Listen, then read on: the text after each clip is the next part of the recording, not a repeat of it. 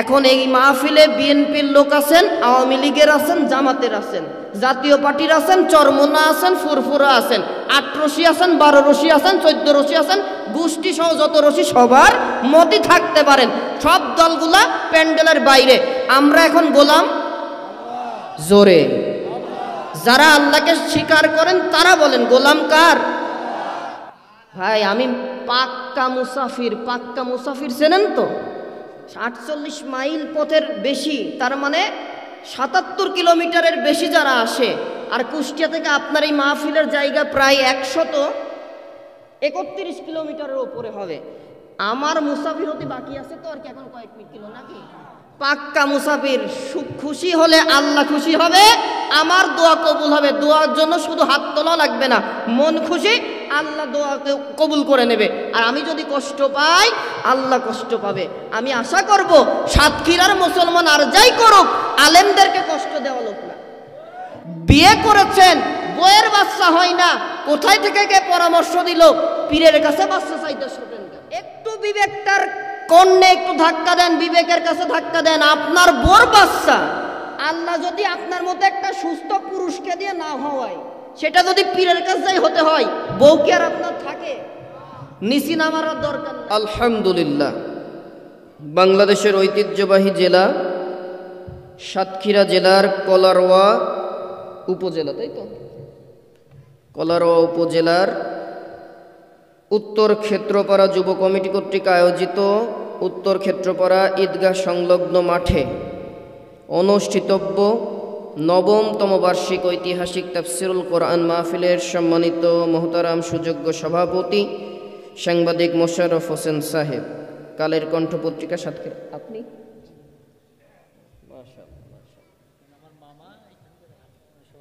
আচ্ছা, মাশাআল্লাহ, আলহাজ সোহরাবউদ্দিন সাহেব, মানে ভাগ্নে মামাকে দিয়ে দিয়েছেন, আলহামদুলিল্লাহ। তো যেহেতু পোস্টারে নাম আছে আর আল্লাহ পুরুষ করেছেন, আমরা চাই আমাদের লেখিত সভাপতির মুখে অন্তত একটু দাড়িটা উঠুক আর কি, ইনশাআল্লাহ। ছোট করে হলেও শুরু করেন। আল্লাহ তাআলা যাকে কোরআনের মাহফিলের সভাপতি করলেন, এর ওসিলায় যেন আল্লাহ তাআলা তার জীবনের গুনাহগুলো মাফ করে দিয়ে কোরআনের পক্ষে থাকার তৌফিক দান করেন, বলি আমিন।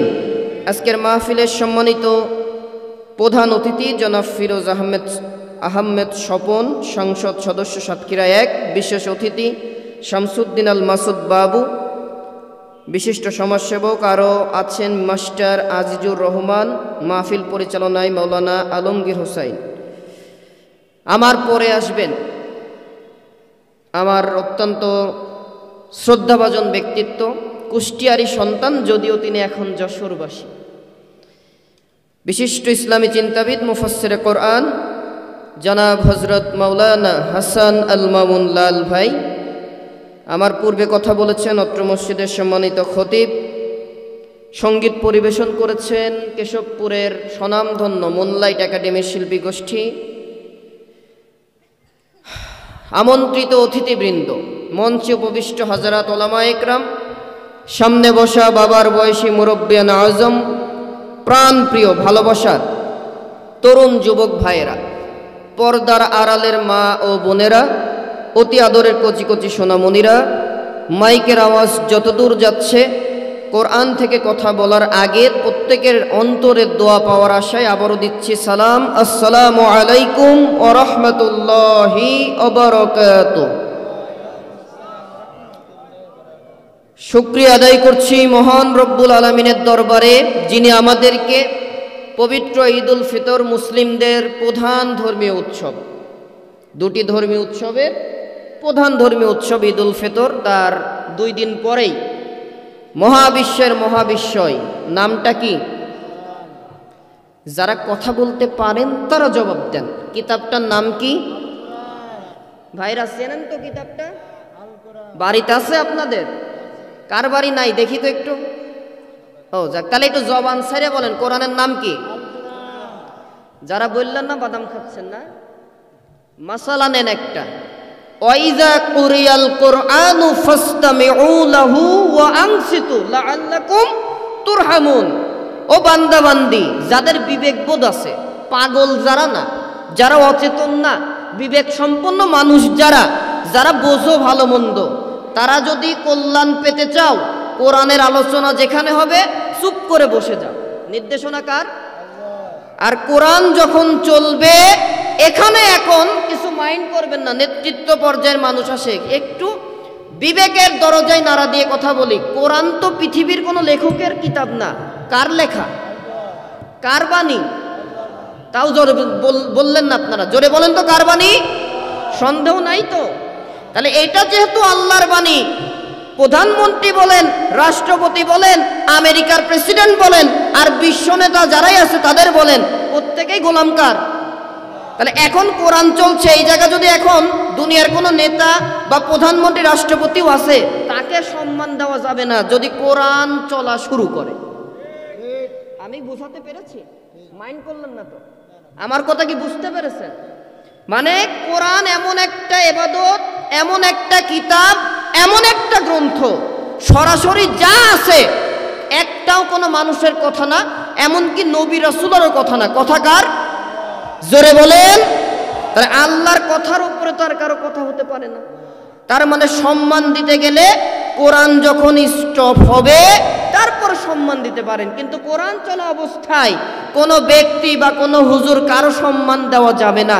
কোরআন তেলাওয়াত হলে চুপ করে বসে যাবা, কোরআনের আলোচনা হলে বেশি করে বাধা দেবে। ঘুমাচ্ছেন আপনারা নাকি? এই যে জবাব না দিলে আমাদের কথা বলতে কষ্ট হবে, একটু অ্যালার্ট থাকেন। কোরআনের আলোচনা হবে, জবান মনোযোগ দিয়ে শুনতে হবে। যা হালাল করা হয়েছে বিনা দ্বিধায় মেনে নিতে হবে, যদিও নিজের বিপক্ষে যায়। আমি কি বুঝাতে পারলাম? কোরআনে যা হারাম করা হয়েছে ঘৃণার সাথে বর্জন করতে হবে। লাআল্লাকুম তুরহামুন, যদি তোমরা কল্যাণ পেতে চাও। আল্লাহ তাআলা বললেন, আর আপনি কোরআন চলছে বাদাম ভাজা খেয়ে যাচ্ছেন, কোরআনের সাথে বেয়াদবি হচ্ছে, বেয়াদবি। কারণ খাওয়াটাও কাজ, ঘুমানোও কাজ। আমি কি ভুল বললাম নাকি? ঘুমানো কাজ না ও কাজ? তাও বলে না কথা। ঘুমানো কি? আরে শুধু কাজ না, ওয়াজআলনা নাওমাকুম সুবাতা, ঘুম আল্লাহর পক্ষ থেকে আসে। অনেকে টাকার কোটিপতি আছে, টাকা চিন্তায় ঘুম আসে না, ঘুমের বড়ি খাওয়া লাগে, বড়ি খাওয়া লাগে। আর একটা রিক্সা চালক 2 কেজি গরুর গোশত দেবেন, ও রান্না খাওয়া শেষ হবে বলবে আর কতদূর আছে নিয়েই দেখছি। কথা কি বুঝছেন? এবার ও একটা ইট মাথা নিচে দিয়ে সমানে ঘুমাবে। ঘুমটাও আসে আল্লাহর পক্ষ থেকে, ঘুমানোটাও একটা ইবাদত। আল্লাহ তাআলা নিজে কোরআনে বলেছেন, সুবহানাল্লাহ বলেন। তাহলে ঘুমানোটাও কাজ, যেটা খাচ্ছেন ওটাও কাজ। এখন আল্লাহর কোরআন চলছে, কাজ দিবেন, মনোযোগ দিবেন কোরআন শুনতে। যেখানে যা জবাব দিতে হবে, বাদাম খাওয়া স্টপ, বাড়ি যাই খাবেন। এরপরেও যদি বাদাম খান, বুঝবো আপনার সাথে আর একটা রাম ছাগলের সাথে কোনো পার্থক্য নেই। ঠিক বললেন, হুশ করি বুঝলেন, আর গায়ে যেন পাথে না। আমি আমার নিজের কথা বললাম নাকি ভাই? কোরআনের সম্মানে আমরা একটু 2-4 ঘন্টা সময় দেই, সকলেই দেই। হতে পারে আজকে যাওয়ার সময় মৃত্যুর পরোয়ানা হয়ে গেছে, মালাকুল মউতের দিদার। ভাইজান, মালাকুল মউত মানে যার ডাক নাম আপনারা রেখেছেন আজরাইল। এই আজরাইল শব্দ কোরআন হাদিসে নাই, তার নাম মালাইকাল মউত। ফেরেশতার নাম মউতের ফেরেশতা। মউতের চাবি তার কাছে, আল্লাহর হুকুম আসলে তার কাছে ঢুকে যায়। যার সাথে একবার দেখা হবে, দ্বিতীয়বার আর তাকে সুযোগ দেবে না বেঁচে থাকে।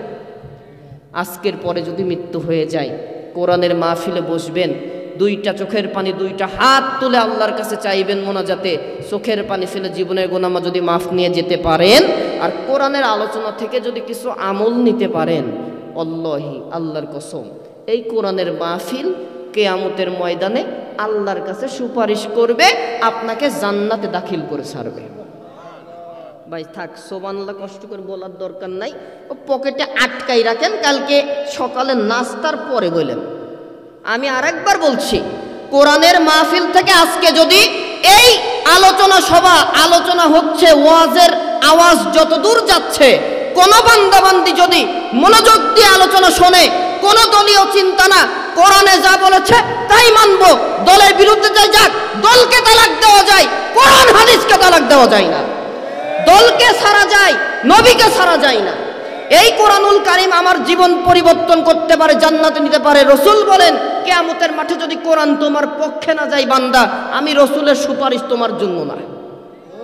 তাহলে কোরআন আমাকে পক্ষে নিলে নবীর শাফায়াত জুটবে, এই আশাই চিন্তায় যদি আজকে বসে কোরআন থেকে আলোচনা শুনে বাসায় নিয়ে যেতে পারেন, মোনাজাতে চোখের পানি ফেলে কান্না করে জীবনে গুনাহ মাফ করতে পারেন, আল্লাহর কসম এই কোরআনুল কারীম আপনাকে ফাদখুলি ফি ইবাদি ওয়াদখুলি জান্নাতি, আপনাকে জান্নাতবাসী করে ছেড়ে দেবে।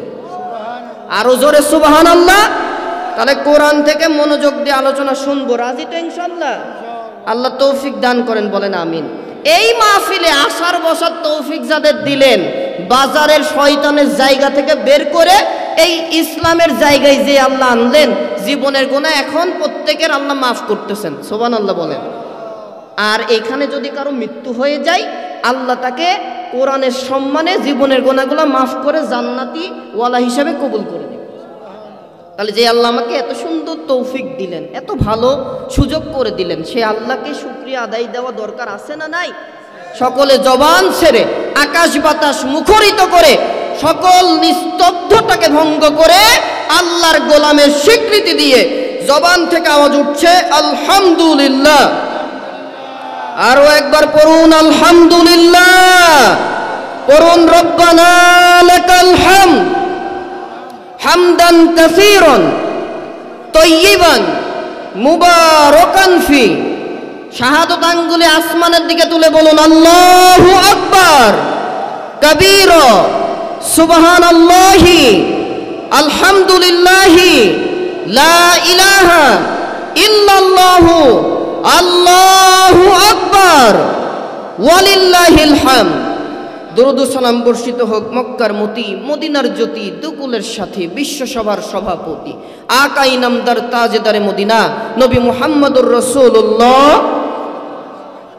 সাল্লাল্লাহু আলাইহি ওয়াসাল্লামের উপরে রূহের প্রশান্তি কামনা করছি, যারা ঈমান নিয়ে চলে গেলেন কবরে। বিশেষ করে এই উত্তর ক্ষেত্রপাড়া ঈদগাহ সংলগ্ন মাঠে আলোচনা হচ্ছে, এর পার্শ্ববর্তী যত মানুষ এবং উপস্থিত যত মেহমান, যত শ্রোতা মণ্ডলী এসেছেন, বাবারা মায়েরা আসছেন, আমাদের আপনজন যারা অন্ধকার কবরবাসী হয়ে গেছে, হাজার হাজার টন মাটি বুকের উপরে নিয়ে শুয়ে আছে, এই মাহফিলের ওসিলায় আল্লাহ যেন অত্র এলাকার পার্শ্ববর্তী সকল কবরবাসীর কবর আযাবকে মাফ করে দেন, বলেন আমিন। শাহাদত কামনা করি যারা আল্লাহর জমিনে আল্লাহর আইন তথা কোরআনের আইন প্রতিষ্ঠার জন্য অর্থ দিলেন, সম্পদ দিলেন, সময় দিলেন, বুকের তাজা রক্ত বিলিয়ে দিলেন, আল্লাহ যেন তাদেরকে শাহাদতের সর্বোচ্চ মাকাম দান করে তাদের রক্তের বিনিময়ে এই বাংলাদেশে ইসলামী সমাজ প্রতিষ্ঠা করে দেন, বলেন আমিন। সম্মানিত উপস্থিতি, সময় স্বল্প, মেহমান সামনে আছে, আরও কিছু কালেকশনও আছে, অল্প কিছু আলোচনা করব, নিরেট কোরআন থেকে আলোচনা, আমার নিজের ব্যক্তিগত কোনো কথা বলবো না। রাসূল বলেন মান ক্বালা বিহি সাদাকা, কোরআন দিয়ে যারা কথা বলে তারাই সত্য কথা বলে, সুবহানাল্লাহ বলেন। তার মানে কোরআন দিয়ে কথা বললে সত্য হয়। আমি কোরআন দিয়ে কথা বলবো, আল আমিন হুসাইন সত্য কথা। আজকের সভাপতি কোরআন দিয়ে কথা বললে সত্য কথা হবে, মেহমান কোরআন দিয়ে কথা বললে সত্য হবে কথা। কোরআন বাদে হাজার হাজার কথা বলে ঘন্টার পর ঘন্টা সমাবেশ জনসভা করে গন্ডায় গন্ডায় মিথ্যা হতে পারে, সত্য কথা হবে না যদি কথায় কোরআন না থাকে। এই কোরআনের মাহফিলে বসেছি, কোরআন দিয়ে কথা শুনতে আপত্তি নাই তো? এখন এই মাহফিলে বিএনপির লোক আছেন, আওয়ামী লীগের আছেন, জামাতের আছেন, জাতীয় পার্টির আছেন, চরমোনা আছেন, ফুরফুরা আছেন, 8 রশি আছেন, 12 রশি আছেন, 14 রশি আছেন, গোষ্ঠী সহ যত রশি সবার মতই থাকতে পারেন, সব দলগুলা প্যান্ডেলের বাইরে। আমরা এখন গোলাম জোরে, যারা আল্লাহকে স্বীকার করেন তারা বলেন গোলাম কার? ভাইজান বসার জায়গা তো এখনো ফ্লাপ হয়নি, যদি একটু দাঁড়ানো ভাইরা চলে আসতেন, আমি বেশি কষ্ট দেব না। মুসলিম ভাই যারা আছেন দাঁড়িয়ে, তাদেরকে বসার রিকোয়েস্ট করব, কারণ মুসলমানদের জন্য কোরআনের আলোচনা বসে শুনতে হবে। আর মুসলিম বাদে যদি কোনো ভাই থেকে থাকেন, স্বাগতম, তাকে বসতে বলে অপমান করব না, যেহেতু কোরআনের মাহফিল। কিন্তু মুসলিম যদি হয়ে থাকো ভাইয়েরা, বসে যাও, পেছন ফিরলেই তোমার জন্য কপালে আল্লাহর আযাব আসবে। যারা আসছো বসে যাও, আর যদি থাকতে ইচ্ছা না হয় পাশে চলে যাও। কোরআনের মাহফিলে কোনো গ্যাদারিং হবে না, কোনো আওয়াজ হবে না। সম্মানিত উপস্থিতি, এই কোরআনের জন্য আমরা এখন সকলেই এক, সকলেই কালেমার মুসলমান। অতএব আমরা এখন এক দল, দলের নাম ইসলাম, আমরা হলাম সেই দলের কর্মী, আমাদের পরিচয় এখন মুসলমান। আপত্তি নাই? তাহলে মুসলমানের কিতাব সিরাতুল মুস্তাকিমে নেবে, জোরে বলেন। কষ্ট হচ্ছে ভাই? ভাই আমি পাক্কা মুসাফির, পাক্কা মুসাফির চেনেন তো? 48 মাইল পথের বেশি, তার মানে 77 কিলোমিটারের বেশি যারা আসে, আর কুষ্টিয়া থেকে আপনার এই মাহফিলের জায়গা প্রায় 131 কিলোমিটারের ওপরে হবে। আমার মুসাফির হতে বাকি আছে তো আর কি এখন কয়েক কিলো নাকি? পাক্কা মুসাফির। খুশি হলে আল্লাহ খুশি হবে, আমার দোয়া কবুল হবে। দোয়ার জন্য শুধু হাত তোলা লাগবে না, মন খুশি, আল্লাহ দোয়া কবুল করে নেবে। আর আমি যদি কষ্ট পাই, আল্লাহ কষ্ট পাবে। আমি আশা করব সাতক্ষীরার মুসলমান আর যাই করুক, আলেমদেরকে কষ্ট দেওয়া লোক না। প্রমাণ দেবেন কাজে। কোরআনের জন্য আমরা এখন যেহেতু একদল, কোরআন থেকে কথা শুনবো, কোনো দিকে নিব না। কোরআনে যা মানছে, যা বলছে তাই মানবো ইনশাআল্লাহ। মন মানসিকতা আছে তো? কেমন আছে? পরীক্ষা হোক। তাকবীরের স্লোগান দিয়ে সকল জড়তা ছেড়ে দেন, তারপরে আলোচনা চলে যাব। লিল্লাহে তাকবীর। হয়নি হয়নি, দুইটা হাত তুলে ঝংকার দিয়ে বলবেন লিল্লাহে তাকবীর, লিল্লাহে তাকবীর, নারে তাকবীর।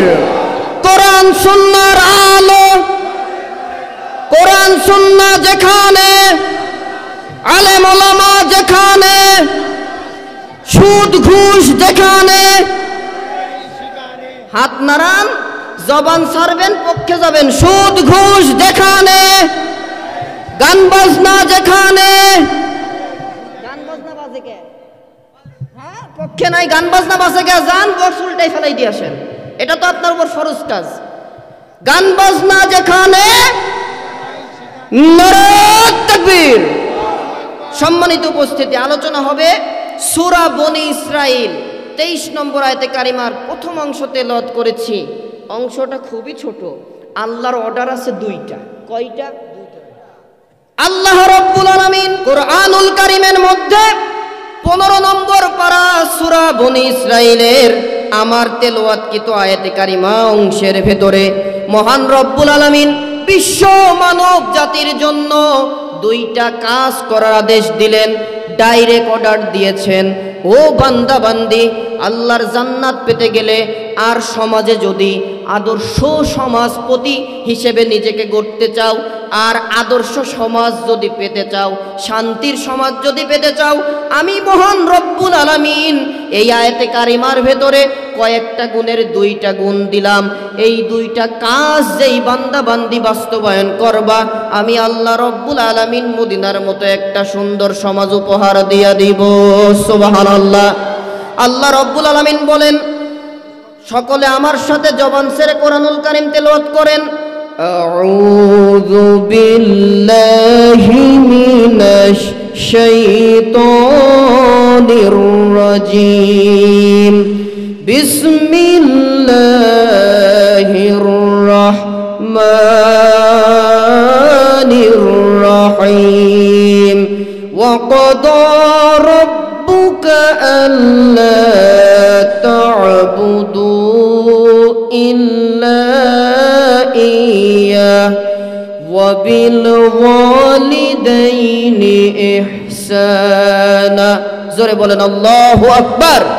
তেলাওয়াত শেষ হবে, জোরে সোরে আল্লাহু আকবার। পারবো তো ইনশাআল্লাহ? আল্লাহ রাব্বুল আলামিন বলেন, ওয়া ক্বাদা রাব্বুকা আল্লা তা'বুদু ইল্লা ইয়্যাহ।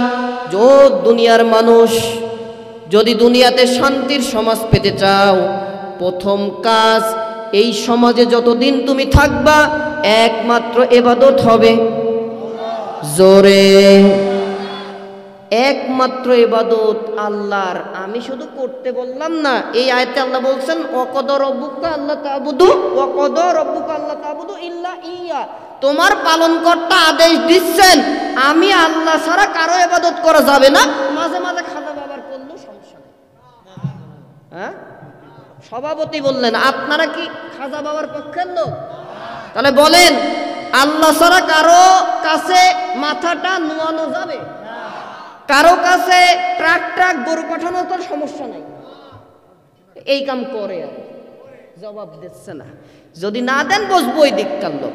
ভাইজান এখানে বলছেন না আল্লাহ ছাড়া কারো ইবাদত করেন না, একটা কথা জবাব দেন, বিয়ে করেছেন বইয়ের বাচ্চা হয় না, কোথায় থেকে কে পরামর্শ দিল পীরের কাছে বাচ্চা চাইতে শোনেন কেন?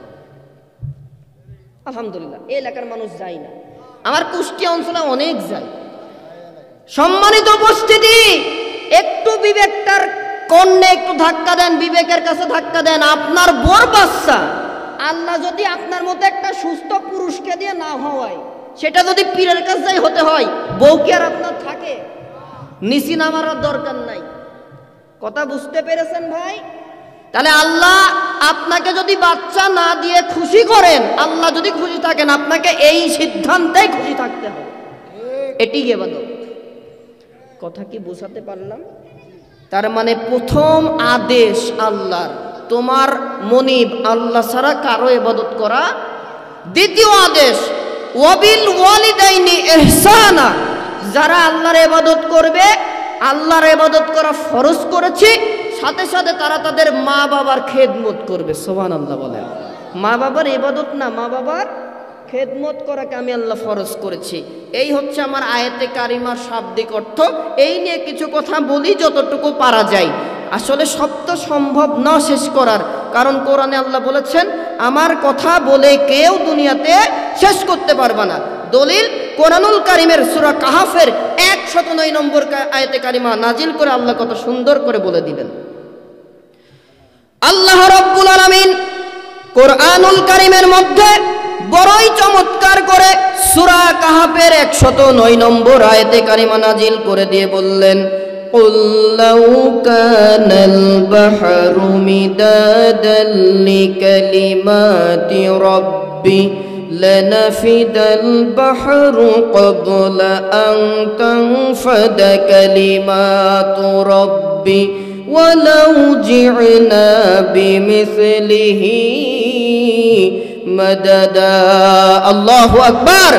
ও মানব সম্প্রদায়, আমি আল্লাহর কোরআনের সূরা আলহামদুলিল্লাহ, সূরা ফাতিহার আলহামদু শব্দ লেখার জন্য সারা বিশ্বের গাছগুলাকে যদি কলম বানাও, নদী সাগর পুকুর নদী নালার পানিগুলাকে যদি কালি বানাও, আলহামদুলিল্লাহর ব্যাখ্যা লেখা শেষ শুরু করতে যাবা, কিয়ামত চলে আসবে, কালি শেষ হয়ে যাবে, কলম ক্লান্ত হবে। বিসমিল্লাহর বারের ব্যাখ্যা আর সূরা ফাতিহার আলহামদুলিল্লাহর আলহামদু শব্দের ব্যাখ্যা লেখে তুমি শেষ করতে পারবে না। সুবহানাল্লাহ। কারণ এই ব্যাখ্যা করেছেন কে? তাহলে কোরআনের কথা বলে শেষ করা যাবে না। কিছু আলোচনা করে আমরা আমাদের আমলের জন্য, আল্লাহর আস্থাভাজন বান্দা হওয়ার জন্য কিছু কাজ নিতে পারি। ঠিক আছে না কথা? তাহলে আমরা সেই পক্ষে এবার আগাই। আগানোর আগে আপনারা একটু পরিবেশ করে দেন। 1 নম্বর আপনারা কাজ করবেন, যেখানে সুবহানাল্লাহ আলহামদুলিল্লাহ আর যেখানে আগাতে হবে কোরআনের কাছে প্রত্যেককে এগিয়ে এসে বসতে হবে। আর যার জবানে যতটুকু আওয়াজ আছে একটু মহব্বতে পড়ুন সুবহানাল্লাহ আলহামদুলিল্লাহ। আগাতে বলেছি, আমি আগাতে বলেছি, এই যে এগিয়ে আসতে হবে। পেছনের ভাইয়েরা কোরআনের কাছে আসেন, আসেন আসেন, আগাতে সকলকে হবে, নালে আল্লাহর কোরআন তুমি দেখো কিয়ামতে তাদের বিরুদ্ধে মামলা দিও। আমি একজন মুসাফির আলেম, একজন আলোচক, কোরআন নিয়ে তোমার সামনে কোরআনের তোমার কাছে ডেকেছি। যারা আসেনি আর পেছন ঘরে চলে গিয়েছে তাদের হিসাব তুমি আল্লাহর কাছে নিও। যারা আসবেন না জবাব করে, এখানে আসেন ভাই, আসেন, এখানে আসেন, চলে আসেন, আসেন ভাই। আসলেন লাভ আছে। 1 নম্বর লাভ, যত জায়গা সরছেন রাসূল বলেন এই জায়গাগুলা কিয়ামতে সাক্ষী দেবে, আল্লাহ আমার উপরে বসে কোরআন থেকে কথা শুনেছে। সুবহানাল্লাহ বলেন। আসেন আগান আর জিকির করুন লা ইলাহা ইল্লাল্লাহ সুবহানাল্লাহ আলহামদুলিল্লাহ লা ইলাহা ইল্লাল্লাহ জোরে লা। আল্লাহ নামের জিকির করেন যারা, আল্লাহর কাছে প্রিয় তারা। ঠিক কিনা? কার নামের জিকির? জোরে বলুন। আল্লাহ নামের জিকির করেন যারা, আল্লাহর কাছে প্রিয় তারা, আল্লাহর কাছে প্রিয় যারা, আল্লাহর জান্নাত পাবে তারা। জোরে লা ইলাহা লা ইলাহা ইল্লাল্লাহ, জোরে লা ইলাহা ইল্লাল্লাহ মুহাম্মাদুর রাসূলুল্লাহ। পড়ুন সাল্লাল্লাহু। এইবার আসেন আলোচনায় চলে যায়। তাহলে আমার তেলাওয়াতকৃত কোন সূরার আয়াত যেন? মাশাআল্লাহ, সূরা বনী ইসরাঈলের কত নম্বর আয়াত? 23 নম্বর আয়াত। বলেন কোন সূরা? সবাই বলেন কত নম্বর আয়াত? প্রথম অংশ। আল্লাহর আদেশ কয়টা? 1 নম্বর কি? ইবাদত হবে, জোরে বলেন। আর 2 নম্বর আদেশ খেদমত শ্বশুর শাশুড়ির, নাকি না? অবশ্যই তাদেরও করতে হবে, তবে সবার আগে মাতা পিতার। সম্মানিত উপস্থিতি, আল্লাহ রাব্বুল আলামিন আমার তেলাওয়াতকৃত আয়াতে কারিমার ভেতরে প্রথম আদেশ দিলেন, ওয়া ক্বাদা রাব্বুকা আল্লা তা'বুদু ইল্লা ইয়্যা। ও আমার বান্দারা, তোমাদের প্রতি নির্দেশনা আমি আল্লাহর, ইবাদত একমাত্র আমি আল্লাহর করতে হবে। সম্মানিত উপস্থিতি, আল্লাহ তাআলার ইবাদত কেন করবেন না? ইবাদত মানে হলো বিনয়ী হওয়া, আনুগত্যের প্রকাশ করা। আনুগত্য বোঝেন? আমার মনে কথা বুঝছেন না, কষ্ট হচ্ছে? ইবাদত আরবি শব্দ, এর অর্থ বিনয়ী হওয়া, অনুগত হওয়া, আনুগত্য প্রকাশ করা। রাগ করতেছেন নাকি ভাই? আর রাগ করলে আমি উঠে চলে যাচ্ছি, কথা কি বলবো কোরআন থেকে? তাহলে বলেন ইবাদত অর্থ কি? আনুগত্য প্রকাশ করা। আনুগত্যটা কি? আনুগত্যের কথা এই সমসাময়িক একটা দৃষ্টান্ত দিয়ে বোঝায়। পুলিশে অ্যারেস্ট করে, অ্যারেস্ট বোঝেন তো, গ্রেপ্তার করে, করার পরে যদি হাজতে নিয়ে পাঠায়, শখের হাত ঘড়িটা ওর হাতে রাখতে দেয়। আমি কি ভুল বললাম না? ঠিক আছে কথা? হাতে আমার শখের একটা আংটি, এটাও রাখতে দেয় না। কেন? এটা ওই জায়গার বিধান, ওই জায়গার আইন। আপনি যেহেতু প্রশাসনের হেফাজতে আছেন, প্রশাসনের কাছে আছেন গ্রেপ্তারকৃত, এই জন্য তাদের আইন মেনে নিতে হবে। আপনি যতই নেতা হন ভাই, আইনের বাইরে যাওয়ার সুযোগ নাই। তার মানে শখের হাত ঘড়ি রাখা যায় না, আংটি রাখা যায় না, ইচ্ছা মতো চলা যায় না, ইচ্ছা মতো কথা বলা যায় না। যে আইন আছে ওই হাজতখানায় সেটুকুই মানতে হয়, না হলে আপনার জন্য পানিশমেন্ট, শাস্তির ব্যবস্থা আছে, শাস্তি ভোগ করতে হয়। আল্লাহ রাব্বুল আলামিন আমাদের জীবন চলার পথ হিসেবে দিয়েছে পথ নির্দেশিকা, নাম কি? আর এই কোরআন বোঝানোর জন্য একজন প্র্যাকটিক্যাল কোরআন দিয়েছেন, সেই ব্যক্তির নাম কি? আমাদের নেতা যিনি, তার নাম কি? মুহাম্মাদুর। আর আমাদের জীবন অতিবাহিত করার জন্য একটা জীবন ব্যবস্থা দিয়েছেন। কি জীবন ব্যবস্থা? আল্লাহ রাব্বুল আলামিন কোরআনুল কারীমে বলেন, ইন্নাদ-দীনা ইনদাল্লাহিল ইসলাম। আল্লাহু আকবার। নিশ্চয় আমি আল্লাহর মনোনীত জীবন ব্যবস্থা, নাম কি? জোরে বলেন, সবাই বলেন, সবাই বলেন, ধর্মের নাম কি? অতএব যেহেতু আমি আল্লাহর ধর্ম ইসলাম, এটাকে আমি আল্লাহ বলেছি দ্বীনুল্লাহ, আমার ধর্ম, আমার দেওয়া জীবন ব্যবস্থা, নাম কি? যারা এই আমার শান্তি পেতে চাও, রহমত পেতে চাও, ইয়া আইয়ুহাল্লাযীনা আমানু দুখুলু ফিস-সিলমি কাফা। আরেকটু জোরে। ও ঈমানদারগণ, বিশ্বাস যদি থাকে এই ইসলামের ভেতরে পরিপূর্ণভাবে আত্মসমর্পণ করে নাও। তার মানে মুসলমান সে, এই ইসলামের ভেতরে যে ঢুকবে সে যেহেতু মুসলমান হবে, এই মুসলমান তার নিজের বলে কোনো কিছু নাই, ইসলাম যা দেশে তাই নিয়ে থাকতে হয়। একে বলে আত্মসমর্পণ করা। আর ইসলামের আইনগুলা যেই ব্যক্তি মেনে নিয়ে চলবে সে যেমন মুসলিম হবে, তার মানে সে কাজ দ্বারা চলাফেরা দ্বারা প্রকাশ করলো আমি ইসলামের বিধানের বাইরে চলি না, চলতে পারি না, পারলে আমি মুসলমান থাকবো না। বুঝলেন? এতটুকু করা হচ্ছে ইসলামের ভিতরে লিপিবদ্ধ থাকা। আর আল্লাহ তাআলার আনুগত্যর প্রকাশ হচ্ছে আল্লাহ যা বললেন, যা দিলেন ইসলাম সবগুলো মেনে নিয়েছি, বাইরে গেলে আল্লাহ নারাজ হবে এই ভয় করে আল্লাহকে খুশি রেখে চলার নামটাই হচ্ছে আনুগত্য। তার মানে এমন কোনো কাজ করা যাবে না, এমন কোনো কথা বলা যাবে না, এমন কোনো মতে থাকা যাবে না যা করলে, যা বললে, যেই মতে সমর্থন দিলে আল্লাহ তাআলা নারাজ হয়। যেই বান্দা বান্দি এই নিয়ত করে চলবে সেই কাজটাকেই বলা হয় ইবাদত এবং সেই কাজটাকেই বলা হয় আনুগত্য। তাহলে আনুগত্যের সংজ্ঞাটা বুঝতে পারলেন তো? বোঝা গেল? আল্লাহ রাব্বুল আলামিন আনুগত্য এটাকে নিয়ে কোরআনুল কারিমে আরো বললেন, ইয়া আইয়ুহাল্লাযীনা আমানু আতিউল্লাহা ওয়া আতিউর রাসূল ওয়া উলিল আমরি মিনকুম। আল্লাহু আকবার। ও ঈমানদারগণ, আনুগত্য করো আল্লাহর, আনুগত্য করো রাসূলুল্লাহর, আর আনুগত্য করো তোমাদের ভেতরে ইসলাম সম্পর্কে যারা জ্ঞান রাখে, সমাধান দিয়ে থাকে, সুন্দর পথে সমাধান দেয়, সেই সকল উলিল আমর আমিরদের আনুগত্য করো। ফরজ করেছেন, আমি মনে হয় করলাম আর কি নাকি? এই জন্য জবাব দিলেন না। কার হুকুম এটা? তাহলে এই আনুগত্য করার নাম যদি ইবাদত হয় আর এই নির্দেশনা যদি আল্লাহর হয়, আমাদের না করলেও সমস্যা নাই, আছে? কেন আল্লাহর ইবাদত করবেন না? মহান রব্বুল আলামিন নির্দেশনা আরো এক জায়গায় দেন, ওয়ামা খালাকুতুল জিন্না ওয়াল ইনসা ইল্লা লিয়াবুদুন। আমি মানব এবং জিন জাতিকে শুধুমাত্র, কেবলমাত্র, একমাত্র আমি আল্লাহর ইবাদতের জন্য সৃষ্টি করেছি। জোরে বলেন সুবহানাল্লাহ।